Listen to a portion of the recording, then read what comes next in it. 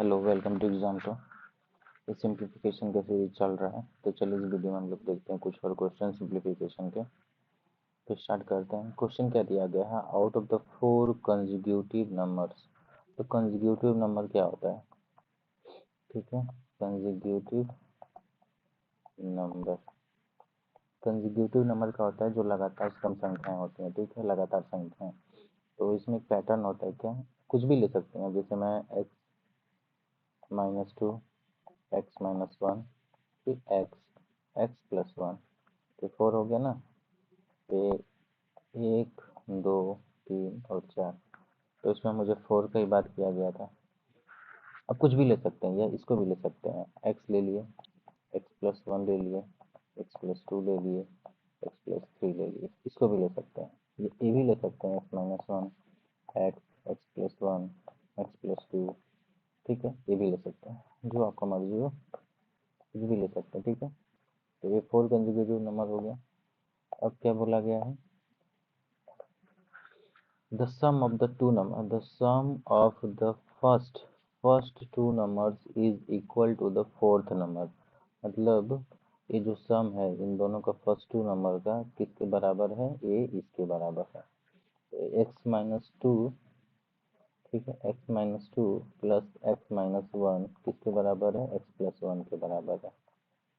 Okay, काट लेंगे, x से x कट गया, तो इधर x-3 हो गया, इधर 1 हो गया। x इज इक्वल टू क्या हो जाएगा, 4।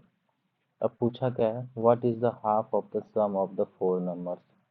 तो जब इन नंबर को सम करेंगे तो इसका हाफ मतलब आधा बताना है। तो नंबर क्या हो जाएगा, x की जगह 4 है, तो x की जगह यहाँ पे 4 रखूंगा मैं, ठीक है। तो इसको यहाँ पे लिख देता हूँ, 4 - 2 कितना हो जाएगा, 2, 4 - 1 3, फिर 4, फिर 4 1 5 हो जाएगा। तो 5 और 4 9, 9 2 11 और 3 14, तो ये 14 हो गया सम, ठीक है। सम इज इक्वल टू 14, तो इसका हाफ कितना हो जाएगा, बाई 2 कर देंगे, तो 2 से 14। ऑप्शन नंबर ये इसका राइट आंसर हो जाएगा, ठीक है। नेक्स्ट क्वेश्चन पे चलते हैं। Two natural number are in the ratio 6:2। 6:8 पे दो नंबर है, नंबर 1 और नंबर 2, इन दोनों का रेशियो दिया गया 6:8, एंड देयर प्रोडक्ट इज, और इन दोनों का प्रोडक्ट भी दिया गया, नंबर 1 और नंबर 2 का प्रोडक्ट कितना दिया गया है, 768। द स्मॉलर नंबर, छोटा नंबर बताना है मुझे, ओके। तो नंबर को मान लेते हैं, रेशियो में है तो वेरिएबल में लेने के लिए 6a और 8a ले लेते हैं।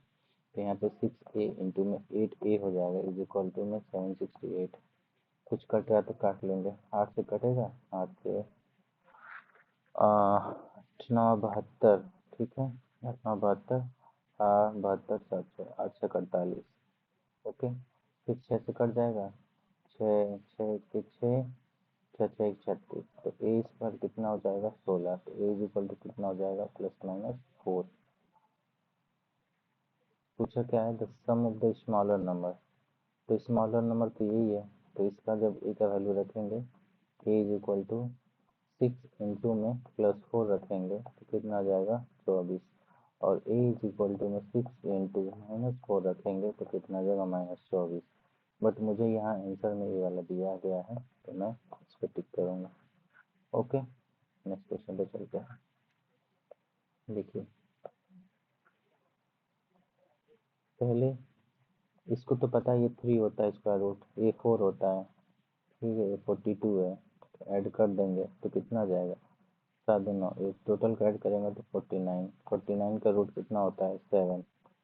7 इंटू और ये वाला 5, 5 आ गया, और प्लस 134, ये इतना का आ गया, तो 5 7 35, ठीक है। तो √134 प्लस 35 कितना आ जाएगा, रूट ओवर में 5 4 9 3 3 6 7, तो इसका रूट क्या, 13 का रूट होता है।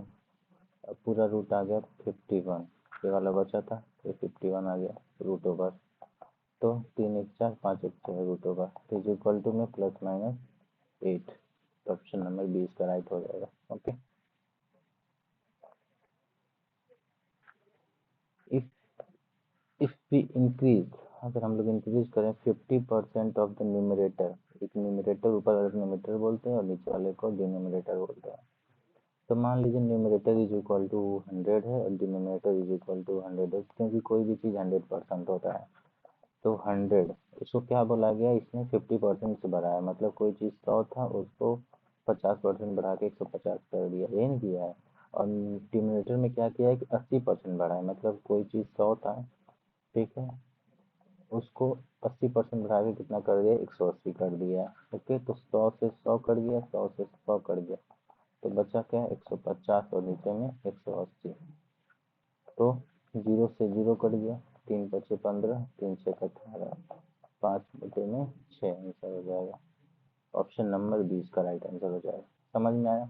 कोई भी चीज़ 100% होता है परसेंटेज में, तो यहाँ 50% बढ़ा रहा है, मतलब 100% कोई चीज़ था उसको 50% बढ़ा रहा है, कितना कर रहा है, 150% डायरेक्ट। और ये डिनोमिनेटर में भी कोई चीज़ 100% था उसको 80% बढ़ा के 180 कर दे रहा है। इसको डायरेक्ट यहाँ से भी सॉल्व कर सकते थे, 5/6। समझ में आया? नेक्स्ट क्वेश्चन पे चलते हैं। सिंप्लीफाई करना है इसको। 5 प्लस 7×7 = 49 माइनस 6×4 = 24 और 6×2 = 12, ये हो गया, प्लस 7 इंटू में 5 में 3 2, तो 5 और प्लस 24 × 48, 48 में 49 में से 48 गया 1, और प्लस में 7×2 = 14, तो 4 1 5 और 20। इजी था ये वाला, इसमें तो कुछ करना नहीं था। नेक्स्ट क्वेश्चन पे चलते हैं। देखिए ये, find the given option the number that will completely divide, जो इसको कम्प्लीटली डिवाइड करते हैं, इसमें से मुझे चेक करना है। तो मुझे तो ऐसे देखने से पता चल रहा है 3 है, 3 है, 3 है, 3 है, ठीक है, तो ऑप्शन नंबर ए ही होना चाहिए। बट एक बार देख लेते हैं। 3 का पावर 61 है, प्लस 3 का पावर 62 है, प्लस 3 का पावर 63 है, प्लस 3 का पावर 64 है। अगर मैं 3 का पावर 61 सबसे कॉमन ले लूँ तो यहाँ पे क्या बचेगा, 1।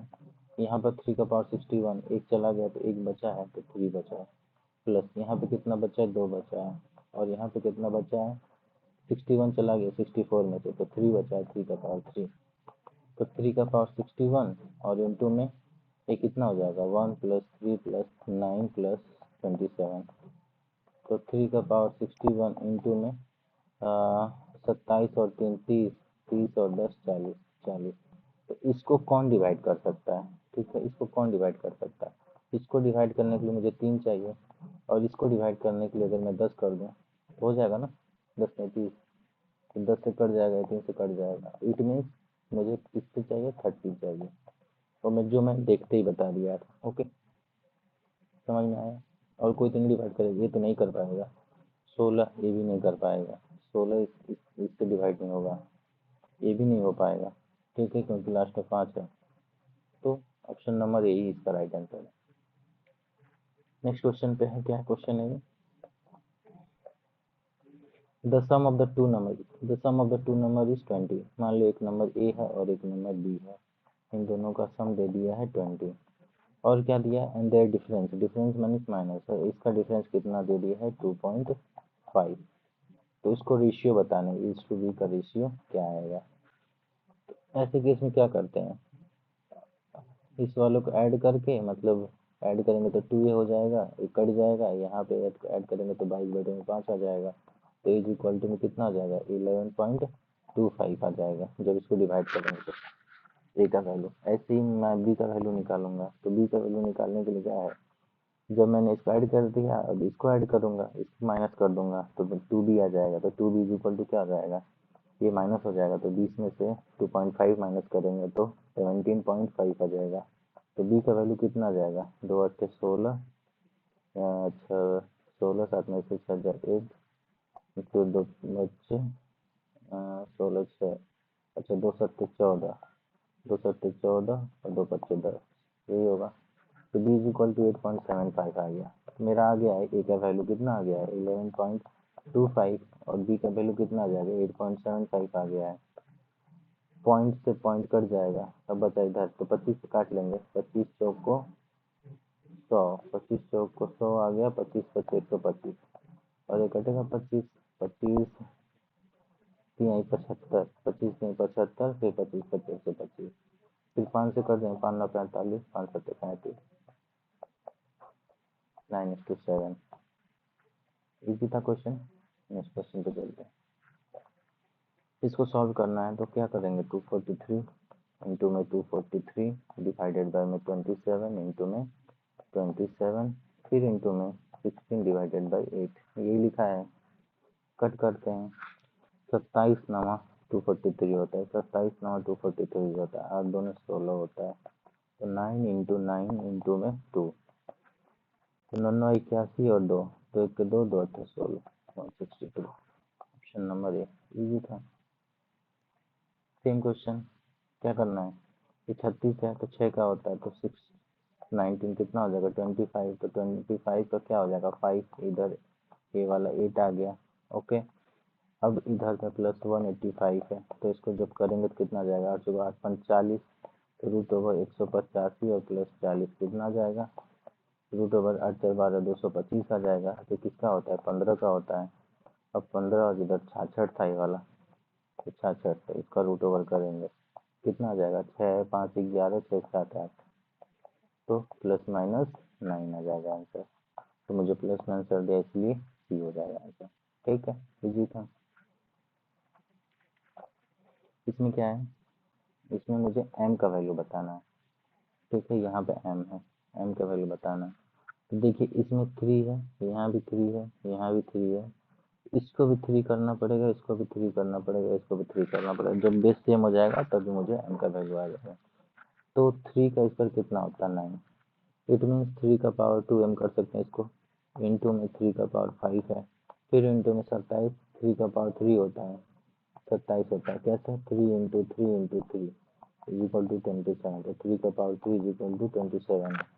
ओके, तो 3 का पावर 3 था 27 और 3 पहले से था, तो 23 के 9, और यहाँ पे डिवाइडेड में क्या है 3 इंटू में 81 का क्या होता है, 3 का पावर 4 इज इक्वल टू 81 होता है, तो ये 4 और ऊपर में 4, तो 4 4 16 हो जाएगा, 3 का पावर 16 इज इक्वल टू 3 का पावर 9।